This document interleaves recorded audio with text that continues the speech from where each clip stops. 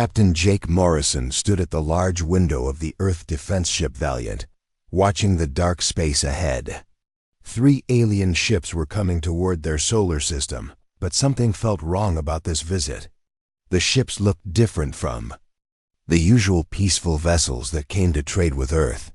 For 30 years, humans had believed they were part of a big family of space travelers called the Harmony Accord. The Zilani people had long, thin bodies and spoke in musical tones. The Korthan were short and strong with tough gray skin. The Vex had 4 arms and eyes that could see many colors humans could not. All 3 races had welcomed Earth with friendship, giving them new technology and helping them trade goods across the stars. But today, Lieutenant Amy Carter sat at her communication station with a worried look on her face. She had been listening to radio signals from space when she heard something that made her blood run cold. The message was not meant for human ears, but her equipment had picked it up by accident. "Captain Morrison, you need to hear this," Amy said, her voice shaking. She played the recording through the bridge speakers. The voice was Zilani, but the translation made Jake's hands clench into fists. The human sector is ready for final integration. Their defense systems are still using the old technology we gave them. They will not be able to resist when we move to the next phase. Jake felt his stomach drop. "Are you sure this translation is correct?" Amy nodded. "I checked it 3 times, sir. They are not coming here as friends." Dr. Paul Williams rushed onto the bridge, holding a datapad filled with numbers and charts. Paul had spent years studying alien life forms and their technology. His face was pale and his hands were shaking. "Captain, I have been looking at all the technology the aliens gave us over the years," Paul said. "I always wondered why it seemed so simple compared to what they said was normal across the galaxy. Now I know why." Jake turned to face the scientist. "What did you find?" "They gave us old, weak technology on purpose," Paul said. "Our computers are at least 50 years behind what they really use. Our weapons are toys compared to their real ones. They have been keeping us weak while they fought wars across dozens of star systems." The bridge became very quiet. Jake could hear the soft hum of the ship's engines and the beeping of the control panels.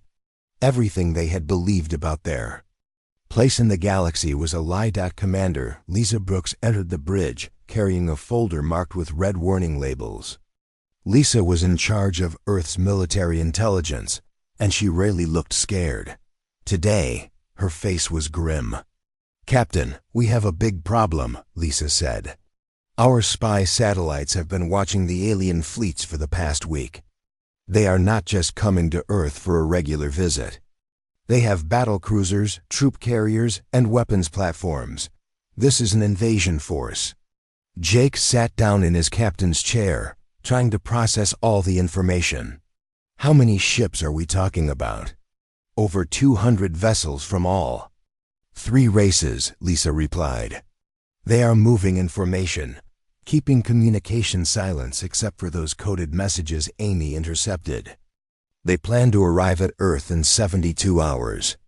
Dr. Williams looked at his datapad again. "Captain, there is something else. I have been studying human DNA and comparing it to the alien races. Humans have abilities that the aliens do not possess. Our brains work differently. We can adapt and learn faster than any species they have encountered." "What kind of abilities?" Jake asked. "Humans can connect directly with computer systems using our nervous system. We can process multiple streams of information at the same time. Our reaction speeds can be increased far beyond normal limits. The aliens have been giving us drugs in our food supplies to keep these abilities suppressed." Amy looked up from her station. "Sir, I am picking up more transmissions. The aliens are talking about Earth's location being too important to leave in the hands of an independent species. They want to control our solar system because it sits at the crossing point of several major space trade routes." Lisa opened her folder and spread out star maps on the main table. "Look at this. Earth is positioned perfectly to control traffic between the outer rim colonies and the inner core worlds. Whoever controls Earth controls the biggest trade network. In this part of the galaxy, Jake studied the maps. Red lines showed trade routes crossing through human space like a spider web. So they never wanted us as partners. They wanted our location. Exactly, Lisa said. They have been planning this for 30 years. They gave us just enough technology to make us useful, but not enough to be dangerous. They thought we would be grateful and easy to control when the time came. Paul looked out the window at the approaching alien ships. They made one big mistake, Captain. They do not understand what humans are capable of when we are fighting for our lives. Jake stood up and walked to the communication panel. Amy, send a message to all Earth defense ships. Tell them to return to Earth immediately. And send a coded transmission to Earth Command. Tell them the truth about our situation. What should I say, sir? Amy asked. Tell them that the Harmony Accord was never about peace. It was about control. The aliens have been preparing to take over Earth for 30 years, and they are coming now to finish the job. Jake's voice was steady, but his eyes were hard as steel. Tell them that the age of being lied to is over. It is time for humans to show these aliens what we are really made of. As the message went out across Earth's communication networks, millions of humans learned the terrible truth. They had been living a lie for 3 decades, and now the real war was about to begin. But they also learned something else that would change everything. Humans were not the weak, primitive species they had been told they were. They were something far more dangerous, and the aliens were about to find out exactly what that meant. General Frank Davis had been waiting for this day for 20 years. Deep underground in a secret military base in Colorado, he stood in front of a massive metal door that had been sealed since the aliens first made contact with Earth. Behind that door were weapons and technology that the alien visitors had told humans were too dangerous for their species to use. Open it, Frank said to the technician beside him. The heavy door slid open with a deep rumble, revealing a vast underground chamber filled with experimental weapons, aircraft, and computers that humans had built in secret. Frank had always suspected that the aliens were not telling the truth about human capabilities. Now he knew he was right. Dr. Helen Scott was already inside the chamber, working at a computer terminal that glowed with blue light. Helen had spent years studying how human brains worked, and she had made a discovery that would change everything. General Davis, you need to see this, Helen called out. She pointed to the screen showing brain scan images. I have been testing human pilots with our new computer systems.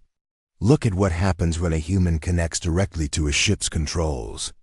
On the screen, Frank could see a pilot sitting in a chair with thin wires connected to his head. The pilot's brain patterns were moving incredibly fast, processing information at speeds that should have been impossible. The aliens told us that direct neural connections were dangerous for humans, Helen explained.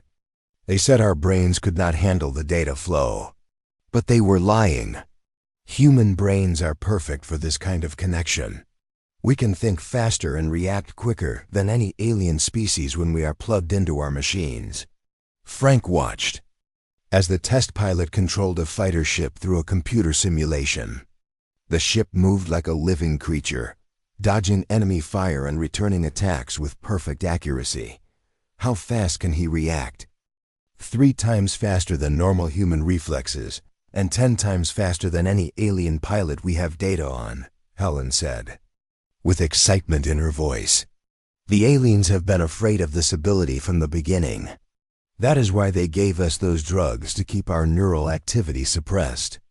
In another part of the underground base, engineer Carl Johnson was working on power systems that the aliens had declared forbidden. Carl had short brown hair and wore thick glasses, but his mind was sharp as a knife when it came to understanding energy. General, come look at this, Carl shouted from across the chamber. He stood next to a fusion reactor that was humming with Contained power. The aliens gave us solar panels and basic nuclear reactors. They said fusion power was too unstable for humans to use safely. Frank walked over to the reactor. It was smaller than the alien power systems, but the energy readings on the displays were much higher. This produces more power? 5 times more. Power than anything the aliens gave us, Carl said proudly. And it is completely stable. I think they were worried that if we had real power sources, we would build real weapons. They wanted to keep us weak. Carl led Frank to another section where massive guns were being tested. The weapons fired beams of pure energy that could cut through the strongest metals like butter. These plasma cannons use our fusion technology. One shot from these guns can destroy an alien battlecruiser. Meanwhile, Colonel Betty Adams was in the computer center, typing commands into systems that had been hidden from alien visitors for decades. Betty had discovered something that made her both angry and excited at the same time. General, I have been going through all the technology the aliens installed for us over the years, Betty said, not looking up from her computer screen. Every satellite, every communication system, every defense platform. They all have hidden access codes. Frank felt his anger growing. What kind of access codes? The aliens can control every piece of technology they gave us, Betty explained.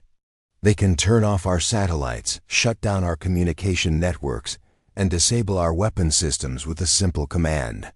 They have been able to spy on us and control us from the beginning. Betty's fingers moved quickly across the keyboard. But I have been working on something they did not expect. I have been building new systems using only human technology. No alien parts, no alien software, no alien influence at all. On her screen, Frank could see a network of hidden satellites and defense stations that the aliens knew nothing about. How long have you been building this? 15 years, Betty said with a smile. I started right after the aliens told us we could not build our own defense systems. I figured if they did not want us to have our own protection, there must be a good reason. The underground base was filled with activity as hundreds of engineers and scientists worked to prepare Earth's real defenses. Pilots were learning to connect their minds directly to fighter ships. Engineers were installing fusion reactors in secret locations around the planet. Computer experts were building communication networks that the aliens could not access or control. Dr. Helen Scott ran from station to station, monitoring the pilots who were testing the neural connection systems. General, the results are incredible. Human pilots connected to our ships are performing maneuvers that should be impossible. They are thinking and moving as one unit with their machines. Frank watched through the security cameras as test pilots flew fighter ships through obstacle courses at speeds that would kill normal humans. But these pilots were not normal anymore. They had become something new, something the aliens had tried to prevent. How many pilots can we train before the aliens arrive? Frank asked. We have been training pilots in secret for months, Helen replied. We have 500 pilots ready now, and we can train more every day. Each one is better than 10 alien pilots. Carl Johnson approached with a tablet showing power grid displays. General, our fusion reactors are online across 47 locations. We have enough power to run every weapon system and defense platform we have built. Betty Adams looked up from her computer with a grin on her face. And I have just finished uploading new control software to all our systems. The aliens think they can shut us down, but they are in for a big surprise. Frank looked around the underground chamber at all the weapons and technology that humans had built while the aliens thought they were keeping Earth weak and helpless. Fighter ships that moved like lightning, weapons that could destroy alien battle cruisers, and pilots who could think faster than any creature in the galaxy. The aliens are expecting to find a weak, primitive species that will surrender without a fight, Frank said to his team. Instead, they are going to discover that humans have been preparing for this war since the day they first lied to us. As alien fleets moved closer to Earth, humanity was ready to show them that the age of being underestimated was about to end in the most violent way possible. Captain Roy Miller sat in the cockpit of his fighter ship, feeling the neural connection wires attached to his head. The ship felt like part of his own body now. Every control, every weapon, every sensor was connected directly to his thoughts. Around him, 50 other human pilots waited in space near Luna Station, watching the approaching alien fleet. "This is it, people," Roy said into his communication system. "The Corthan Patrol Fleet thinks they are coming to escort Earth's leaders to a peaceful meeting. They have no idea what they are really flying into." The alien ships were massive compared to the human fighters. Each Corthan battlecruiser was 10 times larger than Roy's ship, with thick armor and powerful weapons. But Roy was not worried. He had been training with the neural connection system for months, and he knew what human pilots could do when they were linked to their machines. "Enemy fleet is in range," called out Lieutenant Nancy Lewis from Luna Station. Nancy was watching the battle through the station's sensors, coordinating the human fighters from the command center. 12 Corthan ships moving in standard formation. They are not expecting any resistance. Roy smiled as he felt his ship respond to his thoughts. The fighter moved forward without him touching any controls, guided by his mind alone. Around him, the other human pilots did the same, their ships moving like a school of fish through the darkness of space. The Corthan fleet commander sent a message to Luna Station. His voice was deep and rough, speaking in broken English. "Human Station, we are here to collect your leaders for important meeting. Prepare transport ships immediately." Nancy responded from the command center. "Corthan Fleet, your leaders did not tell us about any meeting. Please state your business in human space." "We do not need permission to travel in this sector," the alien commander replied, his voice becoming angry. "Humans will do as they are told. Prepare your leaders for transport, or we will take them by force." Roy heard the alien's words through his communication system and felt his anger rise. But the neural connection helped him stay calm and focused. His ship could feel his emotions and responded by charging its weapons and increasing power to the engines. "All human fighters, this is Captain Miller," Roy said. "The aliens just threatened to take our people by force. You all heard the order. Show them what happens when someone threatens Earth."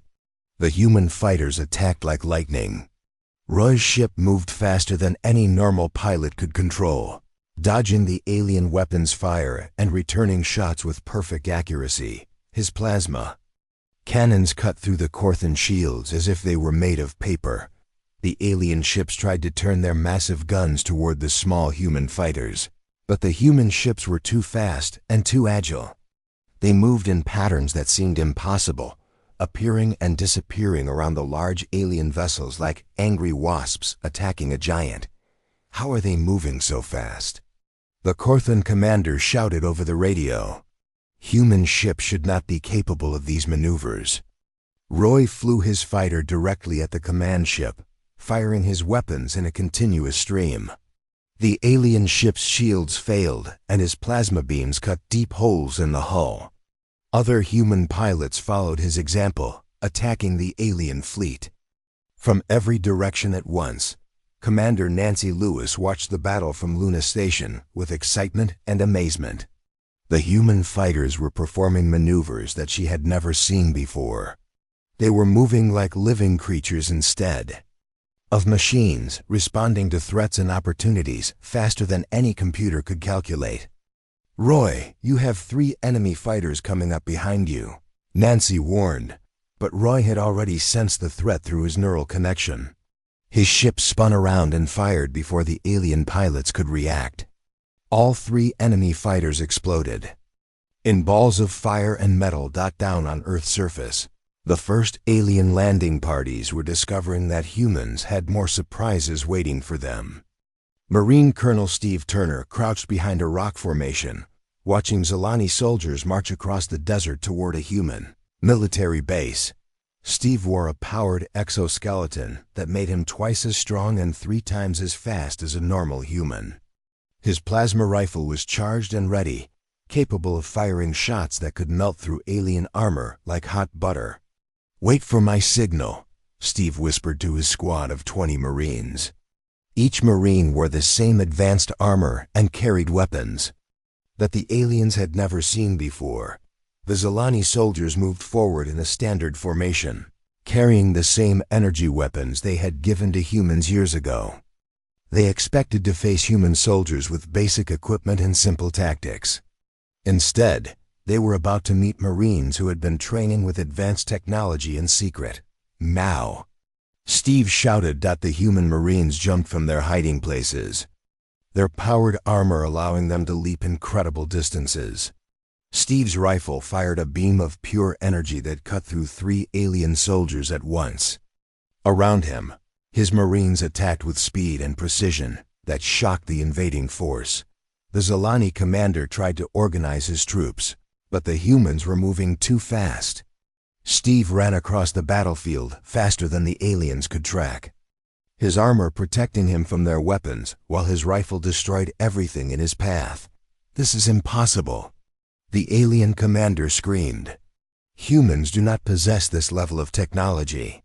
Steve appeared behind the commander like a ghost, his rifle aimed at the alien's head. "You were wrong about a lot of things," Steve said before pulling the trigger. Back in space, the battle around Luna Station was ending. Half of the Korthan fleet was destroyed or disabled, and the remaining ships were trying to escape. Roy and his pilots chased them through the asteroid belt, destroying any ship that refused to surrender. Dr. George Clark monitored the human pilots from the medical bay on Luna Station. What he saw on his instruments amazed him. The human pilots were not just fighting better than expected. They were actually getting stronger and faster as the battle continued. "Nancy, you need to see this," George called to the command center. "The pilot's brain activity is increasing during combat. Their neural connections are becoming more efficient. They are literally evolving in real time." Nancy looked at the medical readings on her screen. The human pilots' reaction times were improving with every minute of combat. Their connection to their ships was becoming deeper and more complete. "It's like they were designed for this," Nancy said with wonder in her voice. The surviving Korthan ships finally escaped into deep space, carrying news of their defeat back to their home worlds. The alien fleet commander sent an urgent message to his leaders, his voice filled with fear and confusion. "The humans are not what we thought they were," the message said. "They have technology we have never seen. Their pilots move like demons, and their soldiers fight like machines.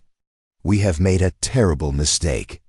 Roy Miller flew his fighter back to Luna Station, feeling the neural connection slowly disconnect from his mind. The battle was over, but he knew this was just the beginning. The aliens had sent a small patrol fleet to test human defenses. The real invasion force was still coming, but now the aliens knew the truth that they had tried to hide for 30 years. Humans were not weak, primitive creatures who could be easily controlled. They were something far more dangerous, and they were ready to fight for their freedom. The age of alien lies was over. The age of human resistance had begun. Captain Dan Roberts stood on the bridge of the human ship Independence as it traveled through space faster than any human vessel had ever moved before. The ship used the new fusion technology that Earth's engineers had built in secret, allowing it to cross vast distances in days instead of months. Dan's mission was simple but dangerous. He was carrying a message to alien worlds that had been conquered and enslaved by the Harmony Accord for hundreds of years. The message was that the lie of peace was broken, and the real war for freedom had begun. "Captain, we are approaching the Tanari system," said his pilot, Lieutenant Karen White. Karen was connected to the ship through the neural interface system, allowing her to fly the Independence with incredible precision and speed. Dan looked out at the red sun ahead of them, surrounded by 5 planets. According to their information, the Tanare people had been forced to strip mine their own worlds for the past 200 years, sending precious metals and rare materials to the three ruling alien species. "Take us to the third planet," Dan ordered. "That's where the Tanare government is located." As the Independents entered the planet's atmosphere, Dan could see the terrible damage that centuries of forced mining had caused. Huge holes scarred the surface of the world, and the air was thick with dust and pollution. Cities looked gray and lifeless, nothing like the green and blue world this had once been. The Tanare people looked similar to humans, but had pale blue skin and large dark eyes. When Dan's ship landed at their capital city, hundreds of Tanare gathered to see the strange visitors.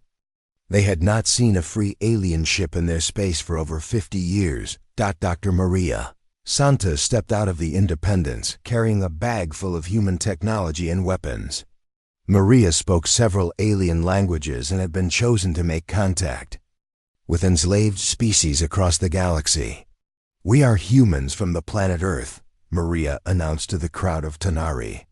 "We have come to tell you that the Harmony Accord has been lying to everyone. They are not peacekeepers. They are conquerors and slavers." An old Tanare leader approached Maria with curiosity and hope in his large eyes. "We are Jorak, leader of our people.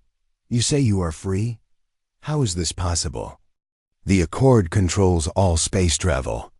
Maria smiled and showed Jorak a plasma rifle that glowed with blue energy. "The Accord told us we were too primitive to build real weapons.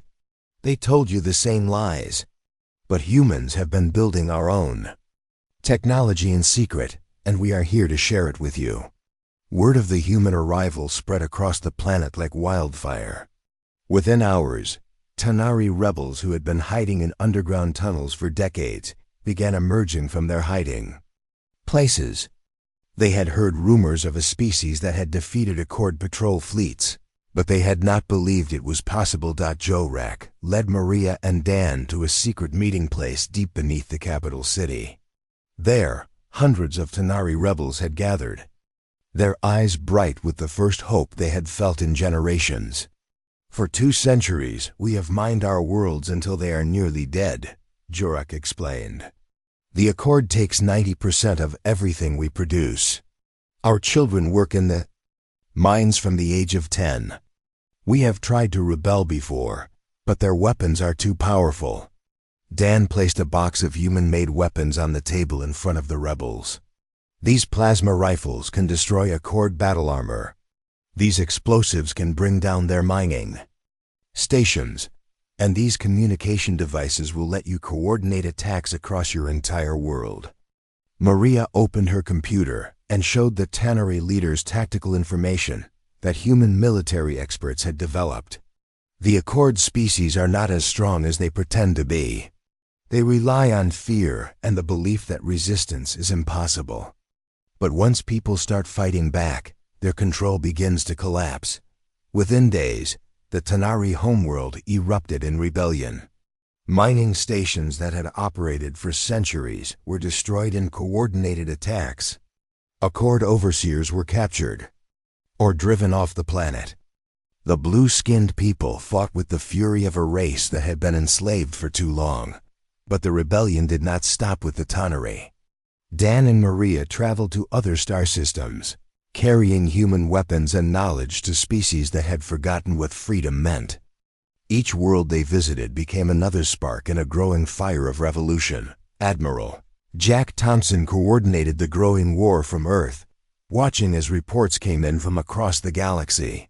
Species that had been passive for centuries were suddenly attacking Accord installations using human tactics and human technology.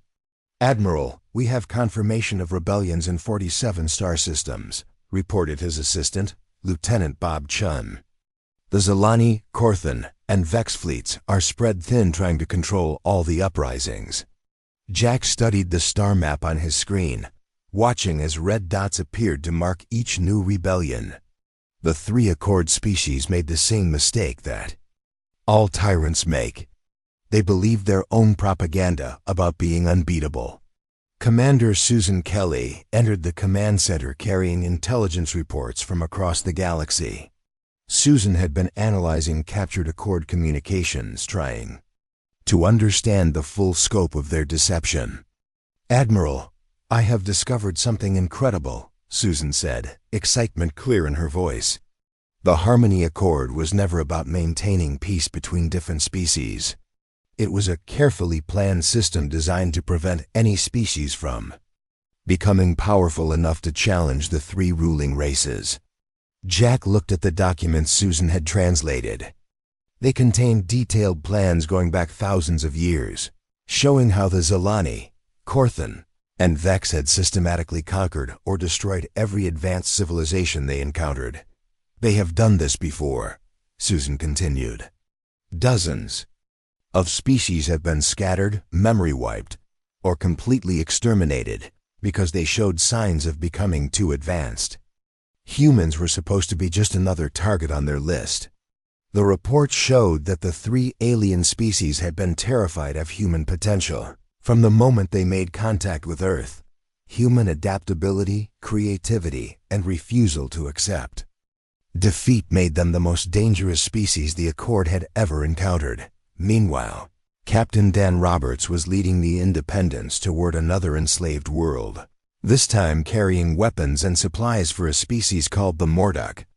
These people had been forced to build ships for the Accord fleet, using their advanced engineering skills to create vessels that would be used to conquer other worlds. "Captain, the Morduck are sending us a message," Karen reported from the pilots seat. "They say they have been waiting for someone like us for 300 years. Dan smiled as he looked at the planet ahead. "Tell them that the waiting is over. Tell them that humans have come to help them take back their world." As the Independents entered Morduck space, Dan could see dozens of shipyards orbiting the planet.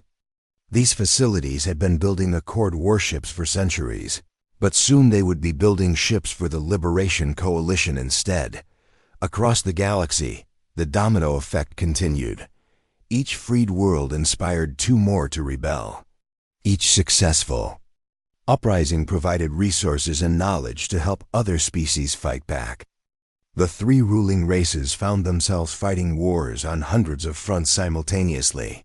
Their forces stretched beyond their ability to maintain control. The humans had not just started a rebellion. They had started a revolution that was spreading faster than the Accord could stop it. Species that had been enemies for centuries began working together against their common oppressors.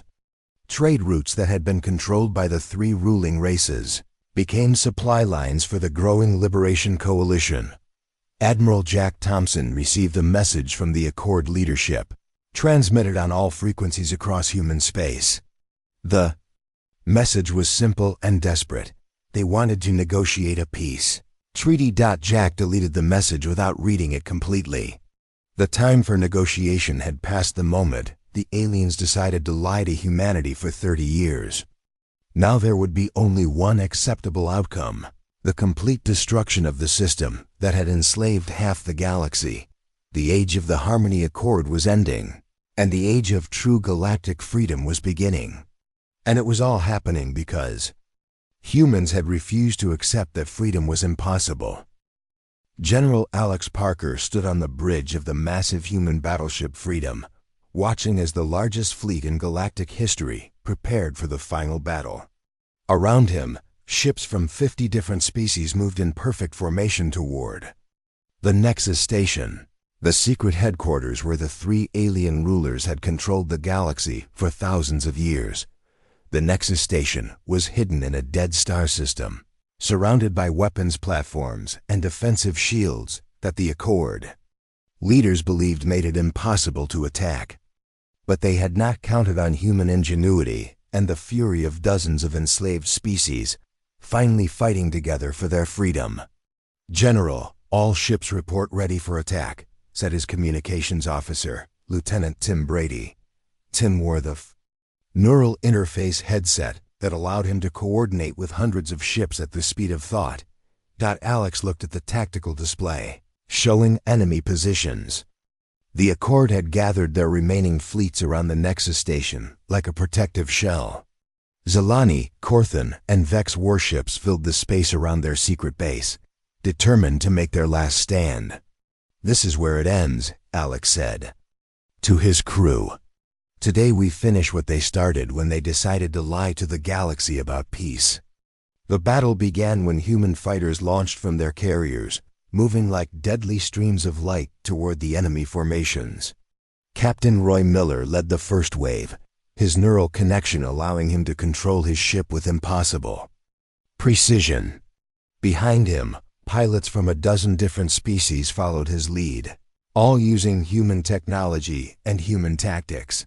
The Accord ships opened fire with weapons that could destroy entire cities, but the Liberation Coalition fleet was ready.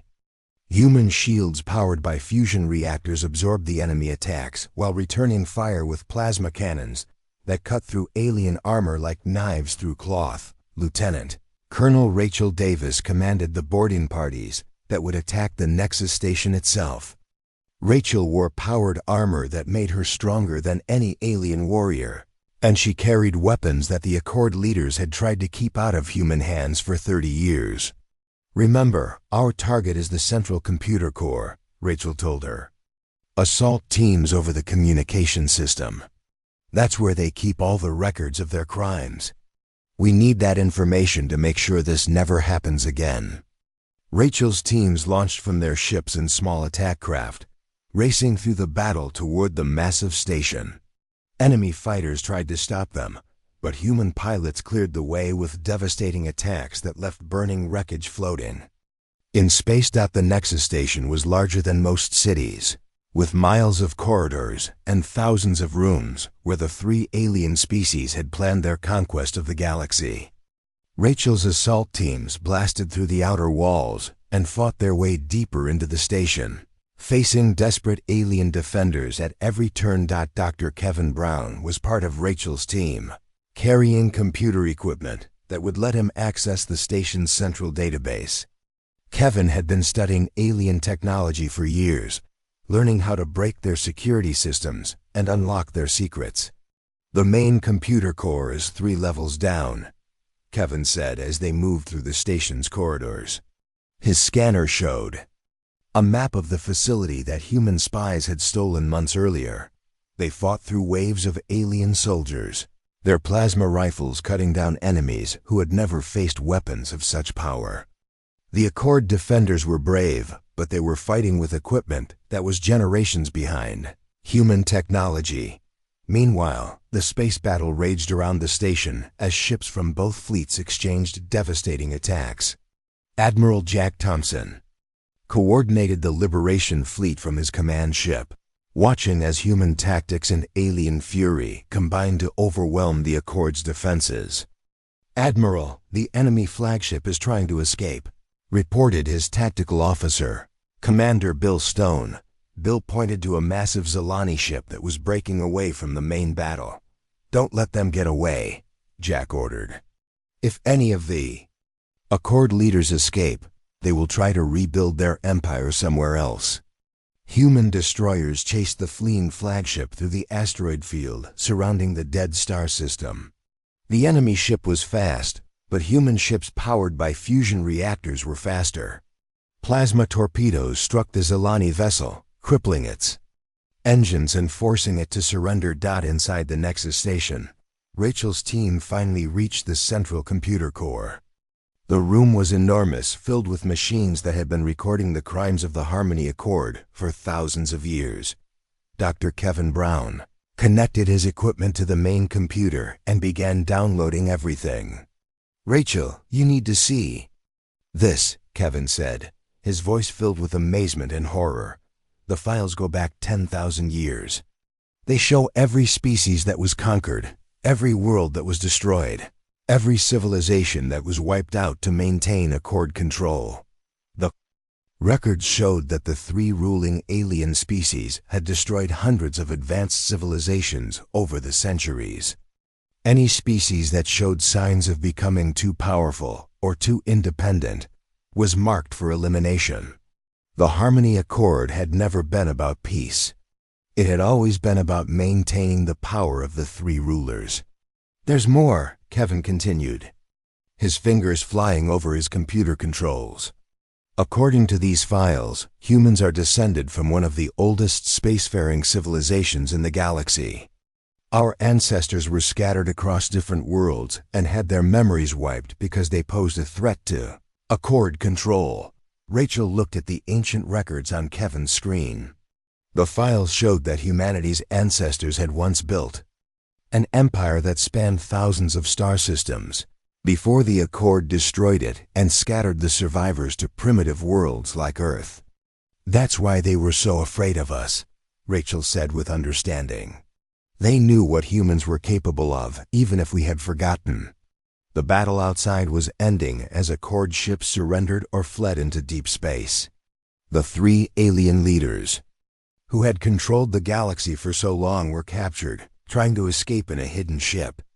The Nexus Station's weapons were destroyed, and its shields collapsed under the combined assault of the Liberation Fleet. General Alex Parker stood in the station's command center, looking at the screens that had once shown the Accord's control over hundreds of worlds. Now those screens showed free planets celebrating their liberation, species working together without fear, and trade routes open to all instead of controlled by tyrants. Dr. Kevin Brown uploaded the final files from the station's computer, preserving the evidence of thousands of years of oppression and genocide. These records would ensure that future generations would know the truth about the Harmony Accord and the price of freedom. "General, we are receiving surrender messages from Accord fleets across the galaxy," reported Lieutenant Tim Brady. "Their command structure has collapsed. The war is over." Alex looked out at the Liberation Fleet, ships from dozens of species flying together in victory formation. Humans had not started this war, but they had finished it. They had shattered the lie of peace that had kept the galaxy enslaved for millennia. Captain Jake Morrison, now Admiral Morrison, addressed the fleet from his flagship. His voice was broadcast to every world in the galaxy, carrying a message of hope to billions of beings who had just learned what freedom meant. "People of the galaxy," Jake said, "today we have ended the greatest lie in galactic history. The Harmony Accord claimed to bring peace, but they brought only slavery and death. That age is over. The real peace begins now, built on truth instead of deception and defended by those who refuse to bow to tyrants." As the Nexus Station burned and the three alien fleets surrendered, humanity stood at the center of a transformed galaxy. They had not begun the war, but they had ended the lie that passed for peace. The age of the Harmony Accord was over, and the age of true galactic civilization had begun. And leading that new age were the humans who had refused to accept that freedom was impossible, who had turned their hidden strength into a weapon for liberation, and who had proven that sometimes the greatest warriors are those who fight not for conquest, but for the right of all beings to be free.